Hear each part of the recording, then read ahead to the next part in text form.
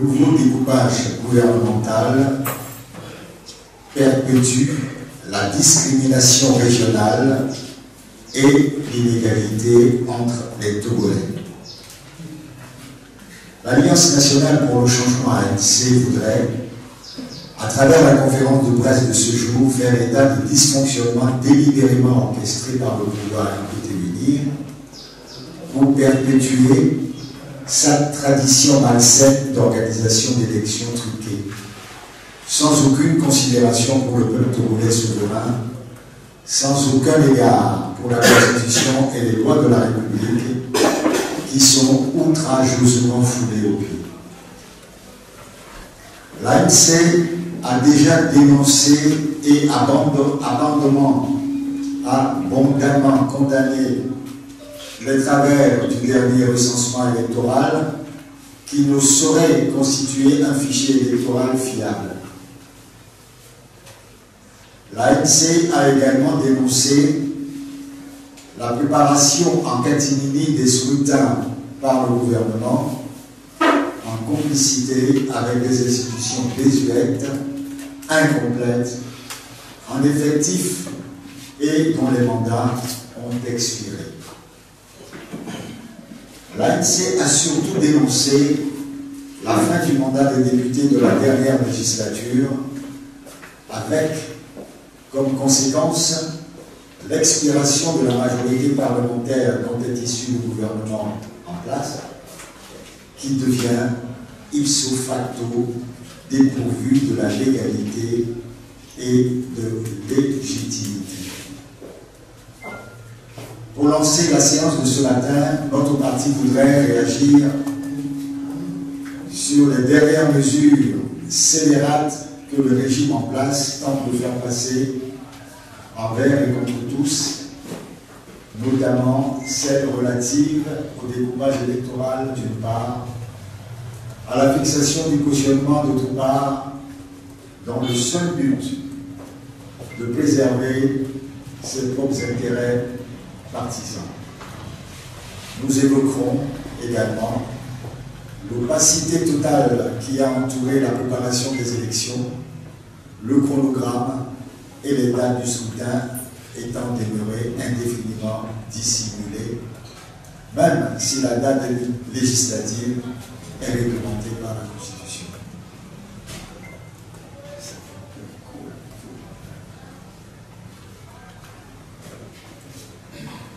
Le découpage électoral 2024.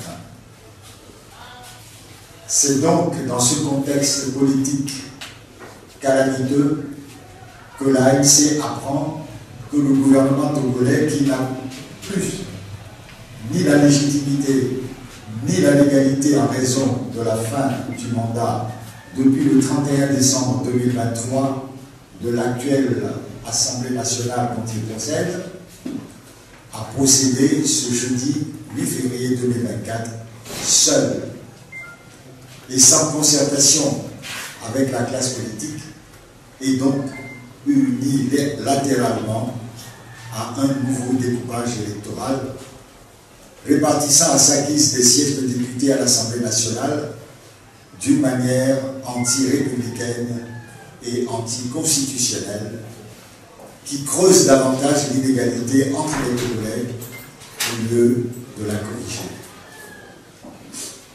L'ANC exprime ici son désaccord total avec ce nouveau découpage gouvernemental pour les élections législatives et rejette avec force tout découpage électoral établi en violation de la Constitution et du code électoral en vigueur. En effet, l'ANC note avec regret et indignation que le régime RPT-UNIR continue de piétiner le peuple souverain ainsi que la Constitution et les lois de la République en adoptant une fois encore une répartition arbitraire des sièges des députés pour servir ses intérêts partisans.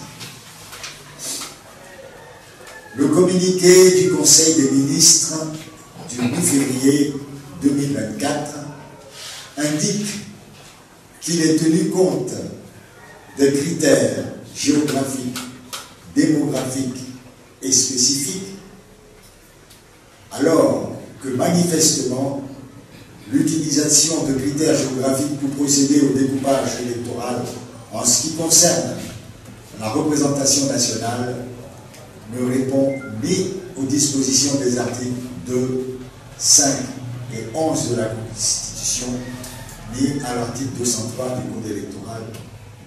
Quels articles consacrent l'égalité des Togolais en droit et en dignité, quelle que soit leur résidence sur le territoire national.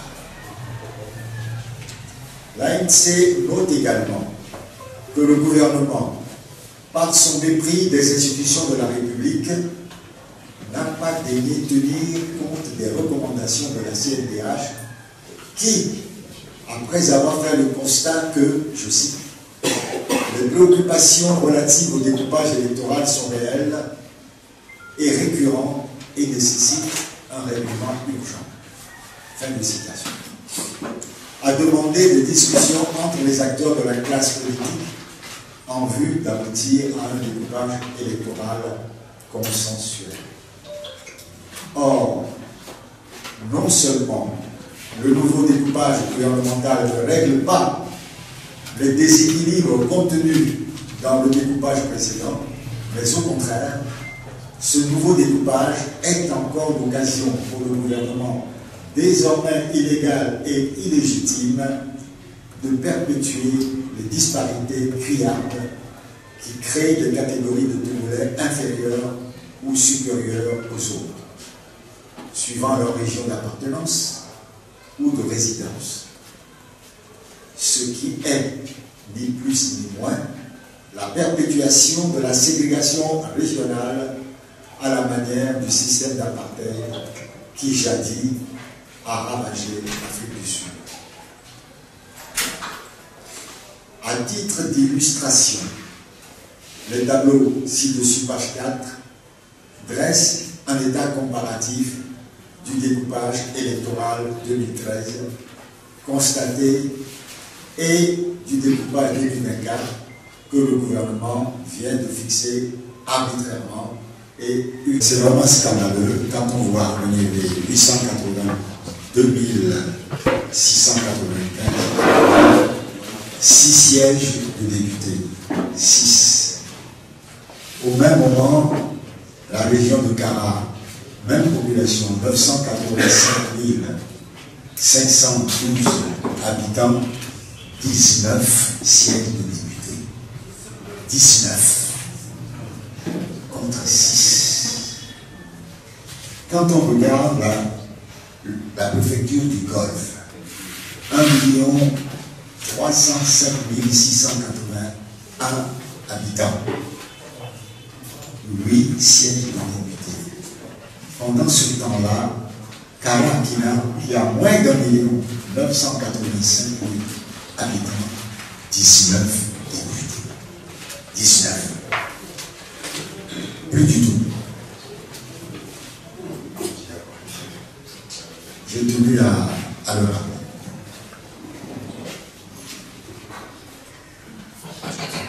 À l'analyse de ces tableaux, on constate que les disparités existantes entre l'ancien découpage relatif au poids et de représentativité de chaque député à l'Assemblée nationale selon la région de provenance persistent.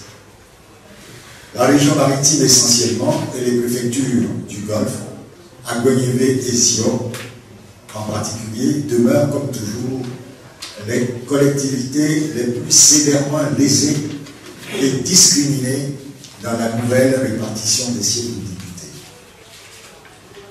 De plus, la région maritime, qui rassemble 44% de la population totale, est créditée de 31 sièges de députés, ce qui donne un quotient de représentation qui s'établit à 114 031 habitants par député, soit presque le double du quotient national. Par contre, toute la région de la Kara, 12% de la population nationale, se voit octroyer 19 sièges de députés, alors que la seule préfecture du Golfe, 16% de la population nationale, n'est crédité que de 8 sièges de députés.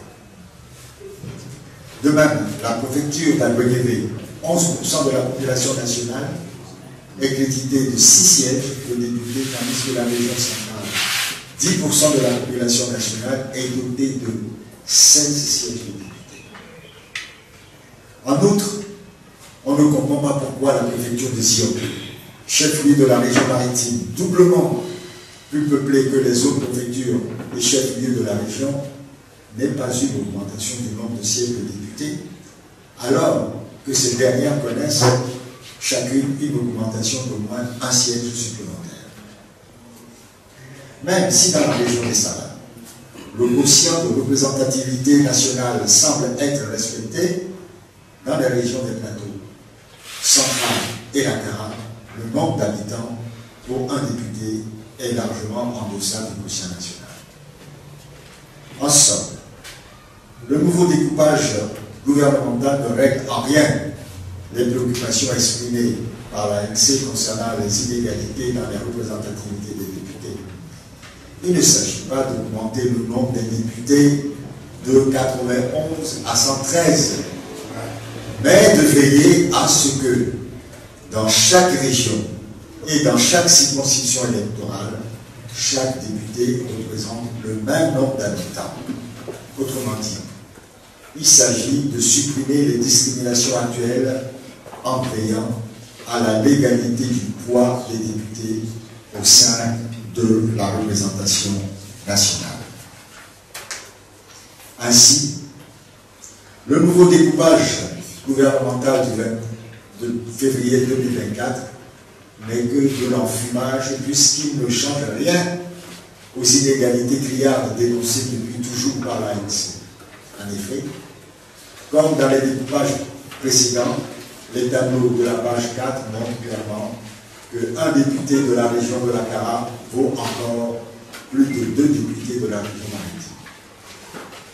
Un député de la région des Plateaux vaut encore plus de 2 députés de la région maritime. Un député de la région centrale vaut encore plus de 2 députés de la région maritime. Et un député de la région des Plateaux vaut environ 1,5 députés de la région des Salades. L'ANC en appelle au bon sens et à l'esprit républicain du gouvernement et de toute la classe politique togolaise afin d'œuvrer à un découpage électoral conforme à la Constitution et au Code électoral pour régler une bonne fois le problème de l'inégalité du poids électoral ou du quotient de représentativité des députés à l'Assemblée nationale. Le cautionnement pour les législatives. En ce qui concerne la fixation unilatérale du montant du cautionnement pour les législatives, il est tout simplement regrettable que le gouvernement n'ait pas daigné consulter les acteurs de la classe politique à un moment où il est frappé d'un déficit manifeste de légalité et de légitimité en raison de la caducité de la majorité parlementaire dont il concerne. L'ANC note, en tout état de cause, que c'est bien au mépris de la situation socio-économique des citoyens togolais dont la grande majorité peine à avoir 2 repas par jour pour eux-mêmes et leurs familles que le gouvernement a été uni à fixer ce montant prohibitif du cautionnement pour les législatives qui passent de 200 000 à 500 000, soit une augmentation de 150%. Le but visé étant d'empêcher les Togolais qui le souhaitent d'être candidats, en réservant exclusivement ce droit à la minorité pilleuse, clairement identifiée par le chef de l'État lui-même. L'ANC en appelle au bon sens et à l'esprit républicain du gouvernement et de toute la classe politique togolaise afin d'œuvrer en concertation pour fixer consensuellement un montant raisonnable au cautionnement prévu pour les prochaines élections.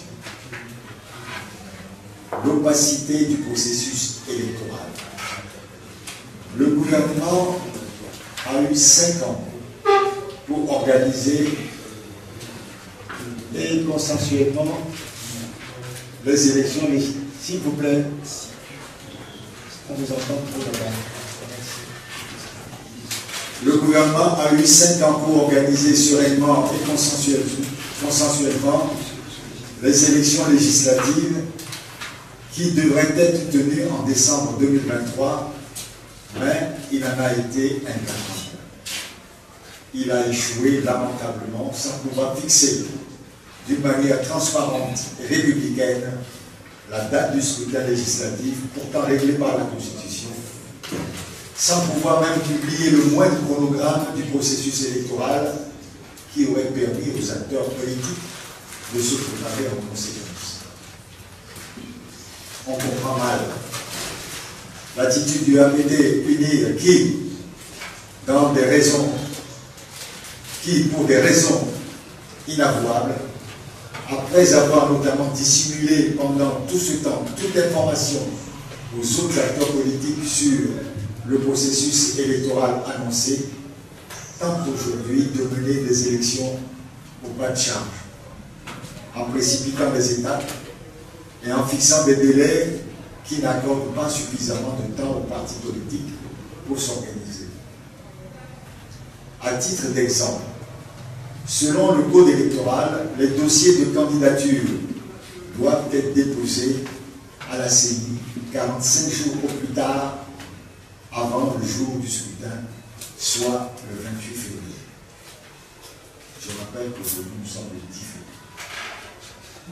Ce qui ne laisse plus que 2 semaines pour le dépôt de candidature. Au même moment, on prend connaissance des nouvelles circonscriptions électorales créées, ainsi que de nombre de sièges qui leur sont attribués. Visiblement, le RPD UNIR devient fébrile. Il n'arrive plus à cacher sa peur des élections. Il verse alors dans la rétention des informations sur le processus électoral qu'il dissémine à compte-gouttes et tardivement, de sorte à surprendre ses adversaires, c'est-à-dire l'opposition.